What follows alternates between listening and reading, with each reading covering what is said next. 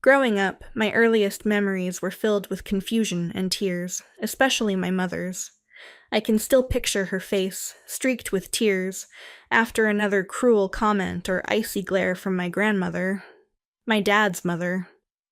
Grandma had a strange power over our household, a silent authority that everyone feared but no one could openly challenge. Even at a young age, I wondered, why did Grandma hate my mom so much? And why didn't anyone stop her? As a child, I couldn't understand the dynamics of adult relationships. To me, Grandma was just mean for no reason. But as I grew older, I realized that Grandma was a master manipulator. She controlled people, their emotions, their actions, and made sure my mother knew her place as an outsider. There was no open conflict, just the daily erosion of my mother's spirit through whispered insults, disapproving glances, and quiet criticism. When Grandma passed away, I remember feeling a strange sense of relief, like a dark cloud had lifted. For the first time in my life, I saw my mother smile with a freedom I'd never witnessed before. Little did I know I was destined to walk the same path. But back then, in my innocence, I thought I had escaped that fate. Years later, after building a life of my own, I met Daniel. I was 35 at the time, working at a mid-sized company.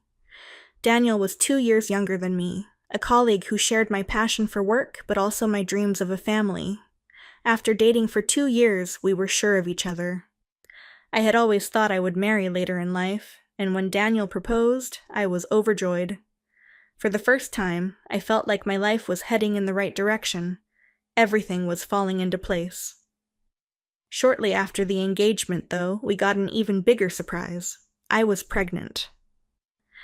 I can't describe the rush of emotions that came with that discovery. We had tried for a while and were starting to think it might not happen for us. But there it was, a positive test, a new life on the horizon. Daniel was ecstatic, and we agreed to put off a big wedding in favor of a quiet, legal ceremony.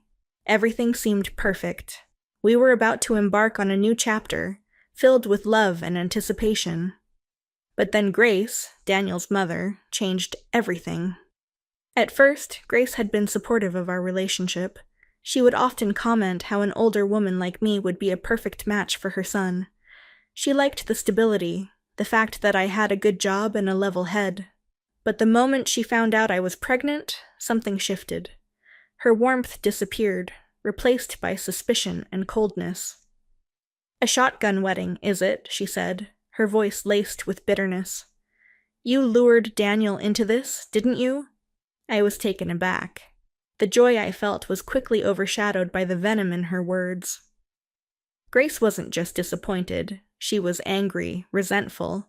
Her husband had passed away 10 years ago, and Daniel was the only man left in her life. She adored him, relied on him emotionally, and now she saw me as a threat. In her eyes, I was an older woman who had trapped her son. She couldn't believe that someone like me, already nearing 40, hadn't just tricked Daniel into marriage for security. Grace made her stance clear in every conversation. "Daniel makes good money and he'll inherit our home," she sneered, as if that were the only reason I had married him. But I knew better. They weren't wealthy and there wasn't much to inherit. Daniel himself had no plans of living in his family's remote, old-fashioned home, which only seemed to fuel Grace's resentment toward me. Then she delivered her first ultimatum: "You better give birth to a boy." The pressure she placed on me was suffocating, but I didn't let her see how deeply her words affected me. Daniel was ecstatic about becoming a father, and that's what I tried to focus on. We were a team, and no amount of bitterness from Grace was going to ruin that for us. At 4 months, we got our first major piece of news. We were having twins, 1 boy, 1 girl. While Daniel and I were thrilled, I couldn't shake the feeling that this would only complicate things. Grace was obsessed with the idea of a male heir, and now, knowing that we were having both a boy and a girl, I could sense the storm brewing. She had made it clear she wanted a grandson. What would she think of our daughter? My fears weren't unfounded. Grace's obsession with having a grandson quickly spiraled into something darker. Her comments, once subtle, turned more aggressive as the months passed. "Make sure the boy is strong. You don't want him to turn out weak," she'd say, disregarding the fact that I was carrying twins, both deserving of love and care. Her fixation on Andrew, our son, became almost unbearable. As the pregnancy progressed, I started experiencing complications. The doctors warned us of a higher risk of miscarriage, which led to a hospital stay when I was 7 months along. The stress was overwhelming, but Grace's cruelty didn't let up. "In my day, you knowin' women were stronger. I never ended up in the hospital for any of my pregnancies," she declared, making me feel even more inadequate. Every time Daniel came to visit me, she'd whisper her doubts into his ear, trying to drive a wedge between us. "It's strange, isn't it? A woman your age, having twins? Are you sure they're even yours?" She questioned the very foundation of our relationship, as if I had orchestrated everything. From the pregnancy to the timing, to suit my agenda. When the time finally came for me to deliver, the doctors recommended a C-section due to the risks involved with twins. Grace, of course, had something to say about that as well. "A C-section? That's just the easy way out," she muttered as I lay in the hospital bed, exhausted and in pain. "Women who don't experience the pain of labor don't truly bond with their children." I was stunned. The pain I was in was unbearable, and yet, in her twisted logic, it wasn't enough. She wanted me to suffer more, as if that suffering would somehow prove my worth as a mother. I was too drained to fight back, but thankfully, one of the nurses spoke up for me, telling Grace how common C-sections were for twin pregnancies and how absurd her comments were. But even after the twins were born, Grace's behavior only worsened. She made a habit of showing up unannounced, usually with bags of toys for Andrew and nothing for Sophia. She was blatant in her favoritism. "Sophia's just like you, plain and too serious," she'd say dismissively. "Andrew's the one who'll carry on the family name." I tried to shield Sophia from these comments, but even at a young age, she could sense the disparity. Andrew, on the other hand, was growing more attached to Grace, soaking up the attention she lavished on him. I could see the divide forming between them, and it broke my heart. What kind of future were we building for our children if they were already being torn apart by favoritism? Despite everything, Daniel remained my biggest supporter. He would come home from work, exhausted but determined to help with the twins. Grace's cruel words about me being useless didn't faze him. He knew how hard it was to care for 2 babies, and he defended me fiercely. "If you think it's so easy, Mom, why don't you try taking care of the twins for just 1 day?" he'd say, always keeping her at bay.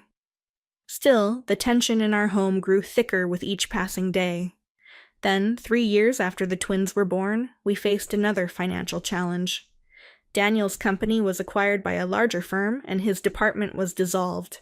He was reassigned to a new position with no experience, and his salary was cut by nearly 1/3. We were struggling, and I knew I needed to return to work to help make ends meet. Going back to work wasn't easy. The cost of raising twins was higher than we had anticipated, and the stress of balancing our lives became overwhelming. We had to put the twins in different preschools, and our days were a whirlwind of drop-offs, pickups, and juggling responsibilities. Grace offered to help with Andrew, of course, but we declined. I couldn't let her continue to play favorites, not when Sophia was starting to understand the difference in how they were treated. Grace, however, was relentless. She began visiting more often, always bringing gifts for Andrew and never for Sophia. She made snide remarks about my parenting and even suggested I quit my job to focus on being a proper mother. What's the point of working when Daniel's salary is enough? A wife should be at home caring for her family, she insisted, completely unaware, or unwilling to acknowledge, the financial strain we were under. Daniel tried to explain the reality to her. "Mom, my salary isn't what it used to be. We need Chloe's income to support the kids," he said, but she refused to listen. In her mind, I was neglecting my duties as a wife and mother, and nothing would convince her otherwise. But there was more to my job than she knew. While I had returned to my office job during the week, I had also started something new on the weekends, something that was quietly changing our lives.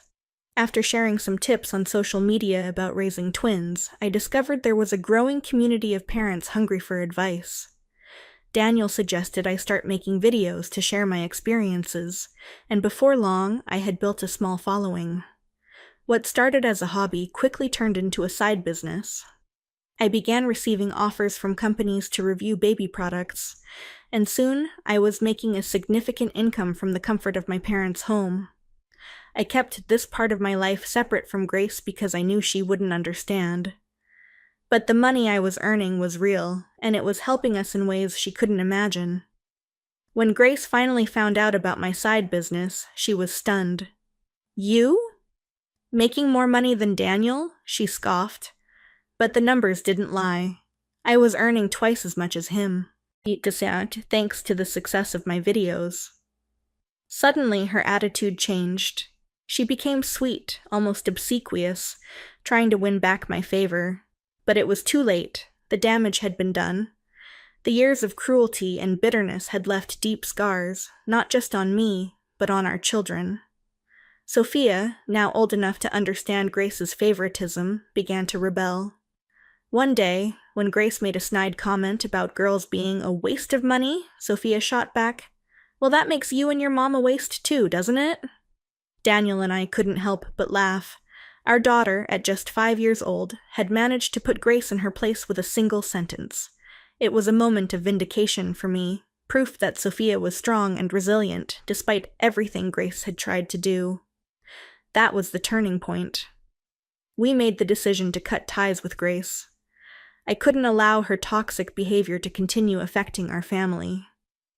"I'm sorry, Grace, but we won't be living under the same roof. You've disrespected Sophia and me for too long," I told her. Daniel supported me, and together we decided to move in with my parents, where we could finally have peace. Grace, of course, didn't take the news well.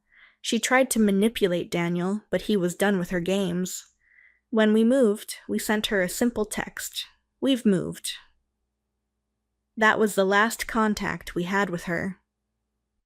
Now, our family of 6, including my parents, lives a peaceful and happy life. Daniel and I continue our video streams, finding joy in helping other parents navigate the challenges of raising twins. We're saving money to renovate our home, and for the first time in years, we feel free. Grace, on the other hand, remains isolated, disliked by her own family, and estranged from her grandchildren. And honestly, I have no regrets.